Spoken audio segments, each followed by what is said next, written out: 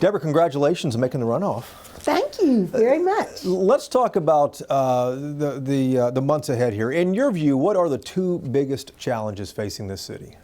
Well, number one is bringing the city together. This is an extraordinary city, Jason, but because of things that have happened in recent events around the country, the city is looking for leadership to bring us all together into one Fort Worth. So I think the next mayor is going to have the ability to bring people from all walks of life, all races, all religions together to create a shared vision. Fort Worth is obviously, as you well know, the largest Republican-led city in this state here too, but it has voted blue. They're going to tell you to say nonpartisan. Okay, well, I know these races are nonpartisan, yeah. but the city has voted blue in congressional elections and for president in 2020. Even though this is a nonpartisan election, municipal elections are in this state, does this race represent something bigger than that? Oh, I know, and I think what this race represents is that the people of Fort Worth want to move this city forward into one shared vision. And so I think you have people, and so when you talk about it votes blue, we're going to talk about issues like we need multimodal mass transportation. That's what the people are telling us. We need great economic development for small business. That's what the people are telling us. We need good housing and good education. We need to be putting great individuals into the workforce. And I think that's what the people of Fort Worth are telling us, is that we need to move this city forward so that everybody gets a chance to grow and thrive. I want to talk about you for a moment here, too. The other day, you resigned as chair of the Tarrant County Democratic Party, and the timing was interesting to me as an outside watcher here, too. Why now? Why not do this before you declared your candidacy, or wait to see what the election results are? Because I owed something to the people of the party, but it wasn't the best kept secret. If you talk to people inside the party, I had already said this was my last go round. This was, I tell everybody, being chair of the party, 1 year is 7 dog years. So I've been doing this for a while, and people inside the party already knew this. I have been grooming amazing activists in this community to be ready to take this job. And I know as we were working through this, I have been doing a lot of work on the 22 election. That election, believe it or not, is right around the corner. And I had planned to stay longer, but when I realized that it was going to take more attention than I could give it right now, I knew the right thing to do was to step back and let some of our talented leadership take over. Because people don't realize it, but we are already in the 22 election. Filing for those offices starts in November. So I think good leaders realize when they're standing in the way of progress, and I said it was time to let some of the amazing groups that I have mentored and helped grow, to let some of those leaders take over. Well, let's talk about this race here, which is the June 5th election. The third place finisher in this race was Brian Byrd. He endorsed your opponent, Matty Parker. As expected. As many expected to. Are you reaching out to any of the other candidates in the race? And are you concerned at all, Deborah, about a potential ceiling of votes? No. So let me just tell you, anybody who knows me knows I care more about the person than what people expect the person to do. I called Dr. Byrd the next day just to make sure he was okay. I called Steve Panatti. I've talked to Cedric. I've talked to Ann. And so my thing is, I don't think that endorsements win races. People I think they're good and they help the candidate feel good, but my call to those candidates was not to ask for an endorsement. My call was to make sure they're okay. These races are tough. They are grueling. They impact you and your family. And so I just needed to know that they were okay, that I valued them, and that I appreciated them running. So do I think there's a ceiling on votes? No. I think one of the things that I was proudest of is that we got 67,000 people out to vote. When I ran in 2018, we got 38,000 people out to vote. The current mayor was elected with only 21,000 votes out of 460,000 registered voters, Jason. So there are 460,000 voters in Fort Worth who could come back out. So if there's a ceiling, it's 460,000. So I'm not worried about that. I think people are interested in this race. People know that this race is going to decide how Fort Worth moves for the next decade, for the next 2 decades. And I think people are really interested and engaged, and we're going to keep talking to them. Well, let's talk about policing for a moment, too, because that is something the city has a painful past with, obviously. But the city seems to have made strides to improve that over the past few years. What work specifically do you think remains? Oh, I think we have to go back and look at the whole thing around public safety. So, Jason, my brother was a policeman. My sister was a constable. So I'm well versed in the challenges that law enforcement has. But I also am a person of color. And so I see it through 2 different lenses. I see it through the lens of my brother and my sister. And so I want our police department to thrive and be successful. I want people to respect their police. But I know that to do that, we've got to be more accountable and transparent. Citizens want to know what's going on with their police department. They also want us to engage, to have police in their community. So I think, we've got to go back and make sure that we're doing all the things that will build trust in our communities. And I'm willing to do that. So if that goes all the way back to looking at recruitment, to look at hiring practices, to make sure that we're training our police officers adequately and that we're taking things off their plate that are burdening them down right now.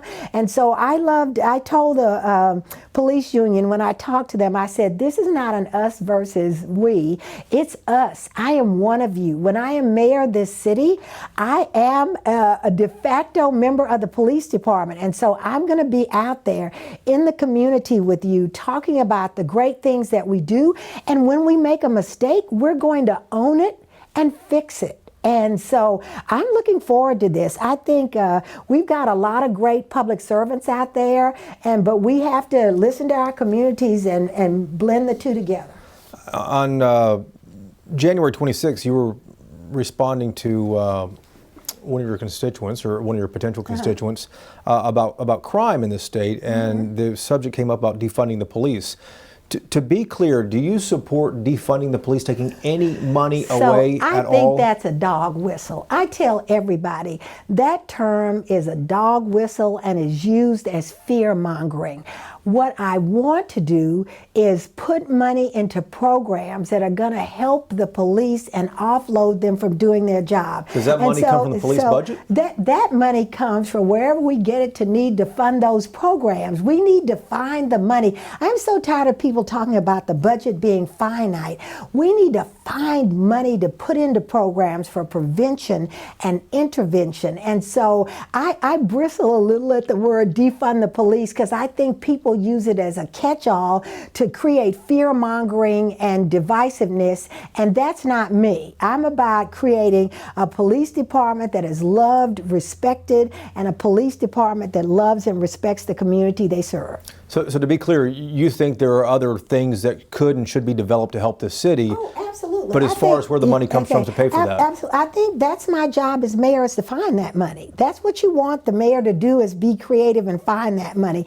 But things like domestic violence and things like mental health programs, we need to be funding those programs so that a policeman at the end of his shift doesn't get a call to go and deal with a mentally ill person when they're not equipped to do that. And so I just feel we're putting an unnecessary burden on our police, and my job as mayor is to make sure that we create and sustain those programs that will offload them of some of this so that they get to go about their primary function, which is public safety. And when you and I call a policeman for help, we want them to be there and not be burdened with issues that are outside of their expertise. One more question on policing. Last year, as you well know, Fort Worth had 108 homicides, the highest number in 25 years. What is going on?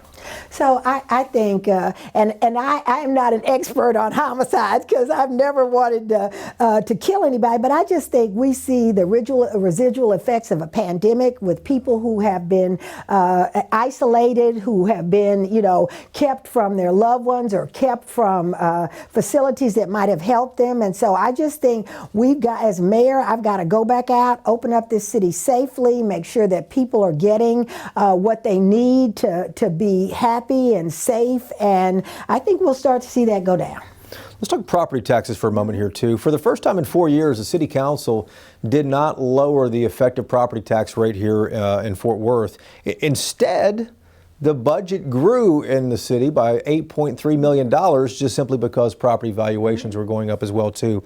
Do you think there are efficiencies to be found in the city budget?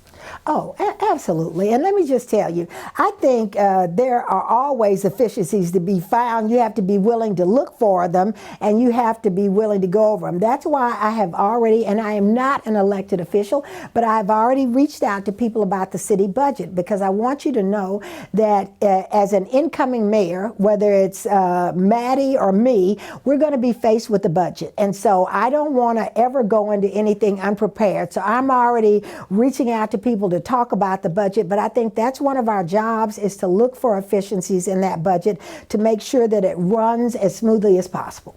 What do you say to people who are in this city who are just fed up with the ever increasing property taxes in this city? And again, the property tax rate did not go down. So what do you say to people like me? So Jason, that's right. I have this conversation with myself because, and I tell people, this really is I wish I could say it would be fixed overnight. It is not. We got into this over a period of time when we started giving away tax abatements, and we started upsiding this. And now residents carry 60% of the property taxes, businesses carry 40%.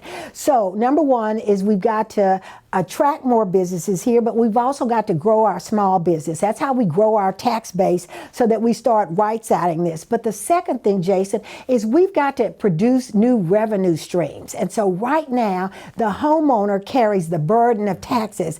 And that is why I talk a lot about the entertainment district, and I want to be the arts major. So if I told you right now, if I said Bishop Arts or Deep Ellum, you know right where I'm talking about. We're talking about Dallas. If I say, the baseball park, people know I'm talking about Arlington.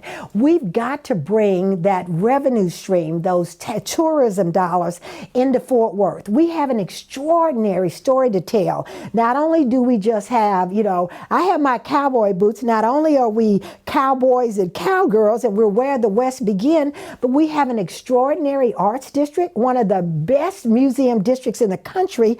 But even more importantly, we have an eclectic and thriving community of entertainers, artists, small areas, and we've got to sell that. I don't need people to stop in Arlington when they come from Dallas. I want them to come to Fort Worth. And once we start to grow that revenue through tourism, it takes some of the burden off the taxpayers while we are starting to right-size this tax burden. Well, let's talk about that for a moment, too. The stockyards obviously are doing very well right now. Absolutely. Sundance Square, though, is not doing as well. It's lost, 20 stores since the pandemic began? Oh, but I think it is. So I think it is. I have had a chance to look at them.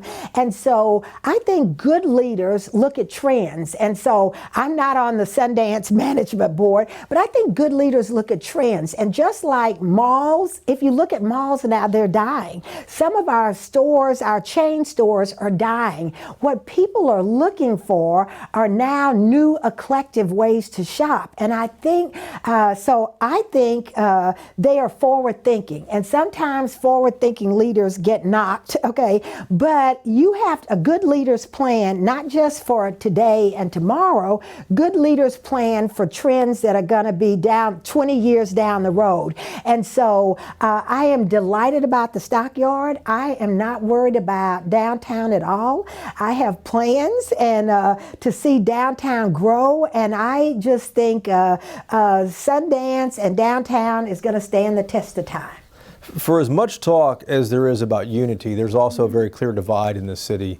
How will you be a mayor, Deborah, for all of the city and not just the half that voted for you? So this is what I do best. Jason, what I do best is bringing people together. And I tell people, don't fear change. Change is inevitable, but don't fear change.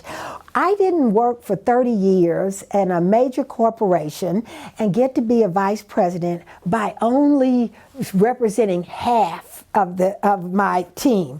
I had to learn to represent labor and to represent management and to find ways to bring them together. That's exactly the way I'm going to reach out in this city. I don't care what political persuasion you are. I don't care what race you are. I don't care what religion you are. We all want Fort Worth to thrive. And so there are common issues that we can work on. And good leaders find that common thread. They focus on the common thread, and all of a sudden our differences start to fall away. When people are focused on working on issues for the betterment of this community, those things that seem like divisive issues fall away. One of the issues this city has faced for a long time is trying to clean up and improve parts of the South Side, especially the Stop 6 neighborhood.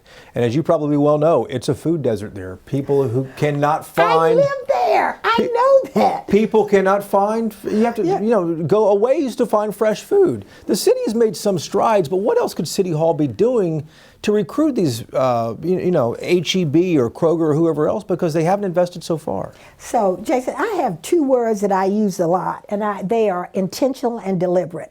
And I tell people we have to stop talking the talk. We talk the talk about, we know there's a food desert, but we don't do anything about it. As leaders of this city, the mayor is the biggest salesperson for this city. We need to be going to these chain stores and saying, we need you in this community. What's keeping you from moving to this community?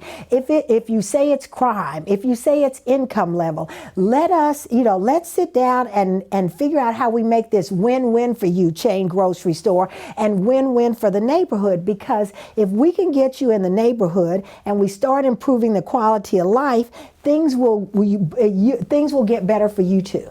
Is that a pledge to do that if you're elected? Absolutely. Absolutely. So let me just tell you, I think the mayor not only has to be a good cheerleader, a good steward of the city's budget, and watch out for everybody, but the mayor has to be a salesperson. The mayor has to be able to go and tell our story.